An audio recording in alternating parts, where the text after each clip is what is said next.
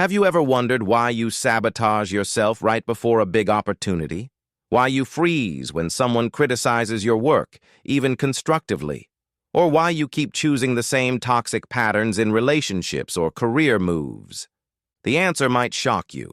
A child is making these decisions for you. Not literally, but a part of your psyche that's been frozen in time since childhood is still pulling the strings. Scientists call it your inner child, and research shows this hidden force shapes everything from your emotional intelligence to your earning potential.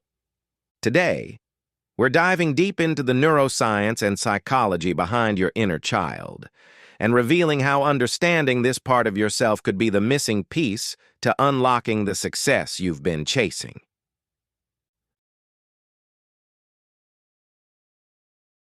Let's start with the science.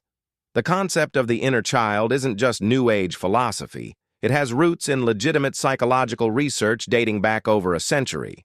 Carl Jung, one of the founding fathers of modern psychology, first described what he called the divine child archetype. He believed we all carry within us a semi-independent part of our personality shaped by our earliest experiences. This inner child represents all the emotional memories, beliefs, and survival patterns we developed before our rational adult brain fully came online.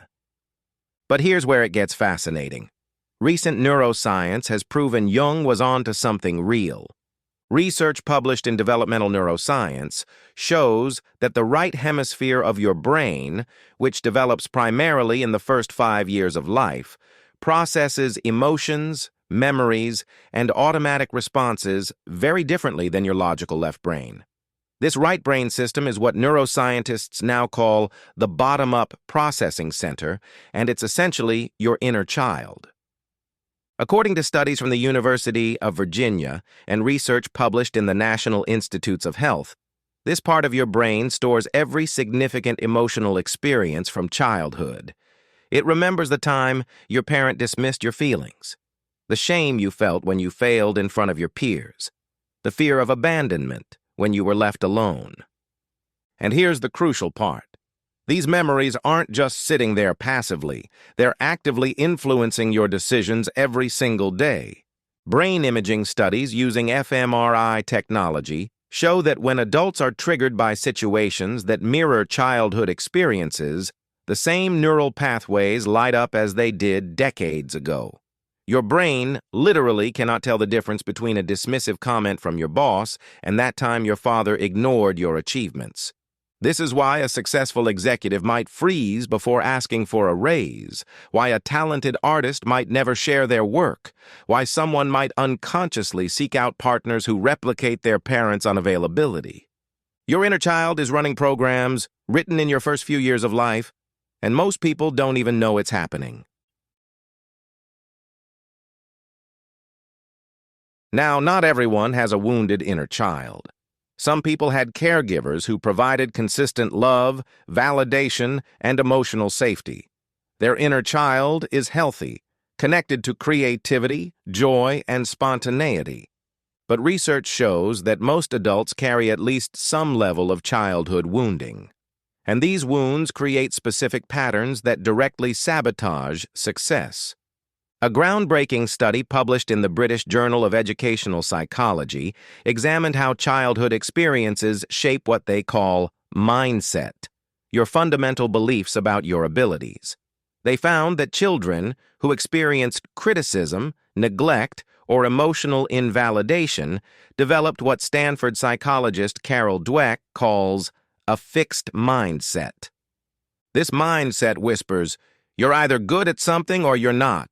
Failure means you're inadequate. Don't take risks because you might prove you're worthless." Sound familiar? This is your wounded inner child speaking. But it gets deeper. Research from the PTSD Foundation documents how childhood trauma creates specific behavioral patterns that persist into adulthood. People-pleasing and codependency.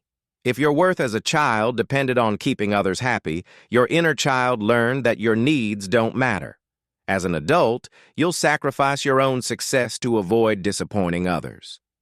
Imposter syndrome.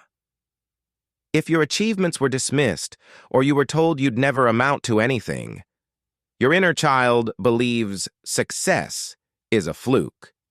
Even when you objectively achieve great things, you'll feel like a fraud waiting to be exposed. Self-sabotage. Here's a counterintuitive one. Sometimes your inner child will destroy opportunities right before they materialize because success feels unfamiliar and therefore dangerous. Your nervous system literally prefers familiar pain over unfamiliar success. Fear of visibility. If being seen as a child meant being criticized, shamed, or hurt, your inner child learned that invisibility equals safety. As an adult, you'll unconsciously avoid opportunities that require you to step into the spotlight, no matter how beneficial they'd be. Perfectionism and procrastination. If love and acceptance were conditional on performance, your inner child learned that anything less than perfect means you're unlovable. This creates paralysis, because if you can't do it perfectly, you won't do it at all. A 2021 case study published in the journal Psychological Science found that adults who underwent inner child therapy showed dramatic improvements in what researchers call error positivity, the brain's ability to learn from mistakes rather than being paralyzed by them. The subjects literally developed new neural pathways that allowed them to take risks, fail, learn, and try again. The participants went from avoiding challenges to seeking them out, from seeing criticism as an attack to viewing it as information, from staying small to pursuing ambitious goals, all because they learned to recognize when their inner child was in the driver's seat and gently moved it to the passenger seat instead.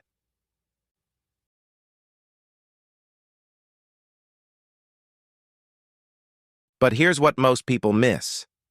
Your inner child isn't just a source of pain and limitation. When healed and integrated, it becomes your greatest competitive advantage. Think about the most successful people you know, the innovators, the artists, the visionaries who changed their industries. What do they have in common? They maintained access to their inner child's superpowers, unbridled creativity, fearless curiosity, the ability to play with ideas without self-judgment, raw emotional authenticity that makes others feel deeply connected to them. Steve Jobs famously said, "Stay hungry, stay foolish." He was talking about maintaining the wide-eyed wonder of a child who believes anything is possible. Research from the cognitive neuroscience field confirms this. Studies show that adults who maintain connection with their inner child demonstrate higher levels of creative problem-solving, because they haven't lost the ability to think outside conventional boxes. Emotional intelligence. They can access and express emotions authentically, which builds deeper relationships and trust. Resilience. A healthy inner child views setbacks as temporary and maintains optimism about the future. Intrinsic motivation. They pursue goals because they genuinely care, not just for external validation. A fascinating study with Swedish senior citizens in their 80s and 90s found that those who successfully integrated their inner child experiences, both positive and negative, demonstrated what researchers call the ability to turn something bad into something good. These individuals had taken childhood hardships and transformed them into strengths. A child who had to become resourceful due to neglect became an innovative entrepreneur. A child who felt different became an artist who celebrated uniqueness. A child who experienced loss developed profound empathy that made them exceptional leaders. The difference wasn't that they had easy childhoods. The difference was that they acknowledged their inner child's pain, gave it what it needed, and then accessed its power. This is the promise of inner child work, not just healing your wounds, but reclaiming abilities you've lost.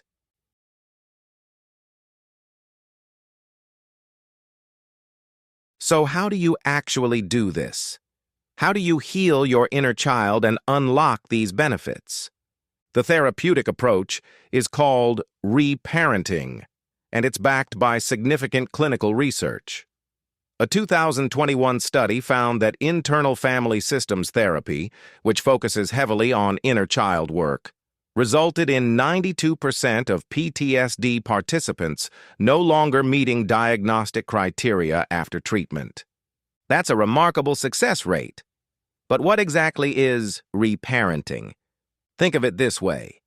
Your inner child developed in response to your actual childhood environment. If that environment was lacking in some way, whether through trauma, neglect, or simply well-meaning but emotionally unavailable parents, your inner child adapted by creating survival strategies. But those survival strategies that helped you as a child are now hindering you as an adult. Reparenting means becoming the parent to yourself that you needed but didn't have. It means providing your inner child with what therapists call the 5 essential needs. Safety.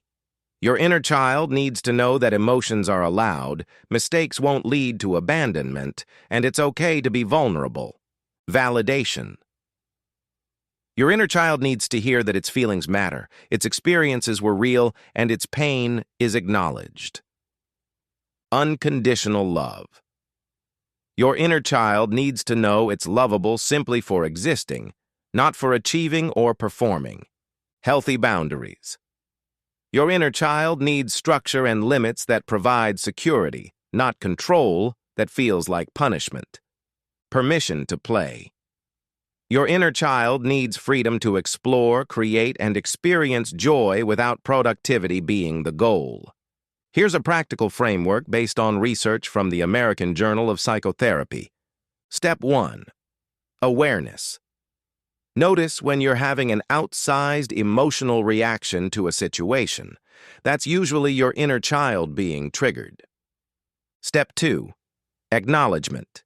Instead of pushing the feeling away, get curious. Ask yourself, how old do I feel right now?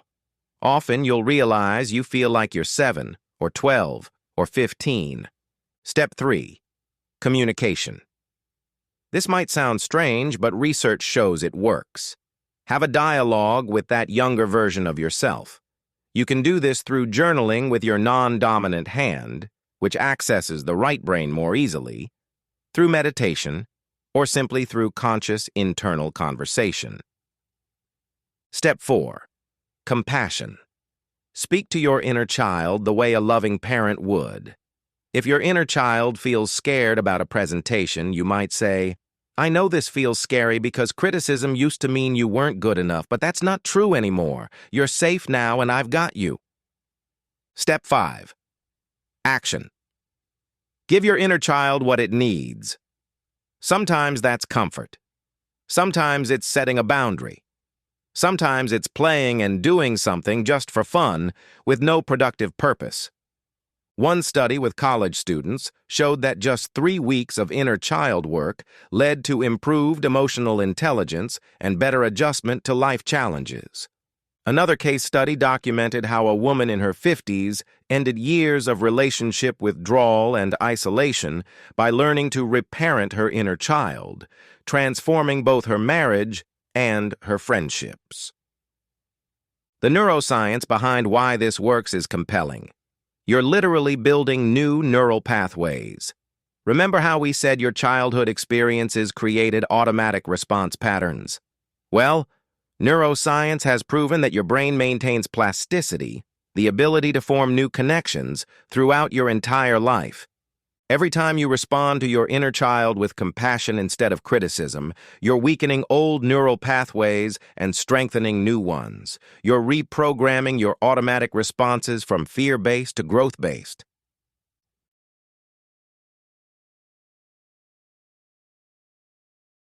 Let's bring this into the real world. How does inner child work translate to tangible success? Consider negotiation. Research shows that people with unhealed inner children who received conditional approval often struggle to advocate for themselves. They'll accept lower salaries, take on extra work without compensation, and avoid asking for what they deserve. Why? Because their inner child learned that asking for needs leads to rejection or disappointment. But when someone reparents this part of themselves, when they give their inner child permission to have needs and the assurance that asking doesn't mean they're selfish, they become powerful negotiators.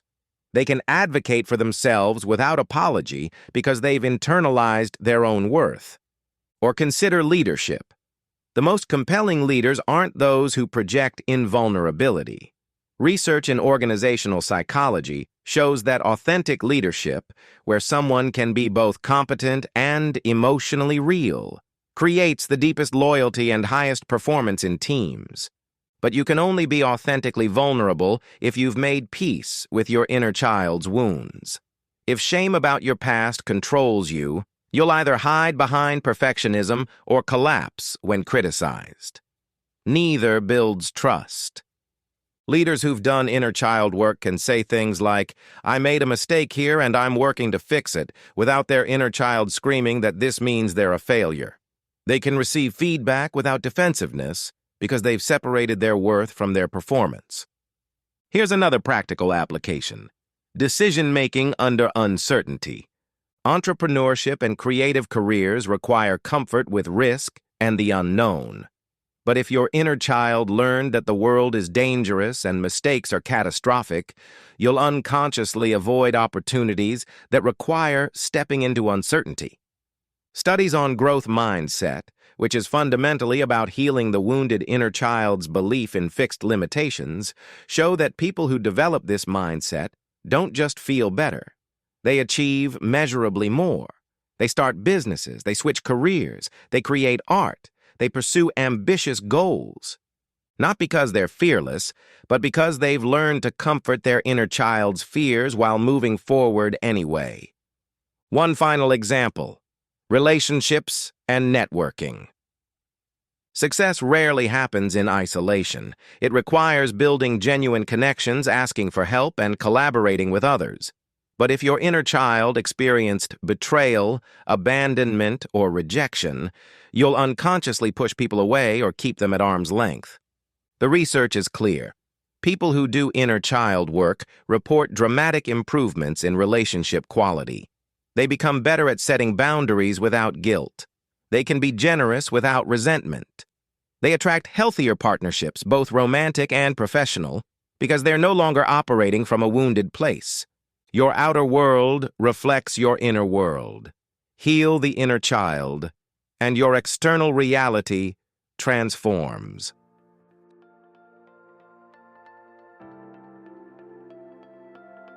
So what does your inner child reveal about your success?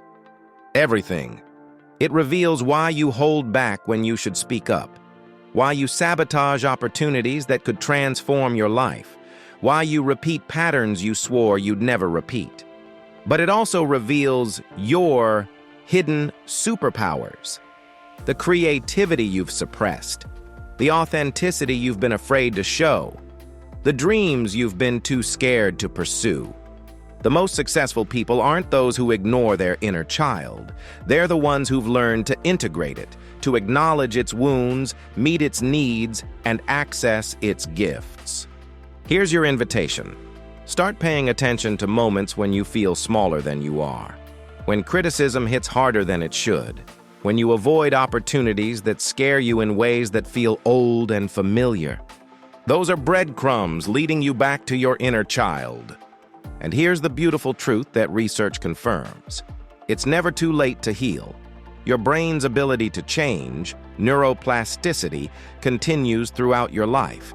Whether you're 25 or 75, you can build new neural pathways. You can reparent yourself. You can transform. The journey of inner child work isn't always comfortable. It requires looking at things you've avoided, feeling things you've suppressed, being vulnerable with yourself in ways that might feel exposing. But on the other side of that discomfort is a version of you that's no longer controlled by old wounds. A version that pursues success from wholeness rather than trying to fill a void. A version that creates from joy rather than proving their worth. Research from developmental psychology shows that early experiences build the foundation of who we become. But that foundation can be renovated, strengthened, and expanded at any point in life. Your inner child has been waiting for you to come back and provide what it needed. And the moment you do, you'll discover that the success you've been chasing has actually been waiting for you to become whole enough to receive it. The question isn't whether your inner child affects your success. The question is, are you ready to stop letting it sabotage you and start letting it empower you? Your inner child holds both your deepest wounds and your greatest potential. The choice to integrate them both is yours.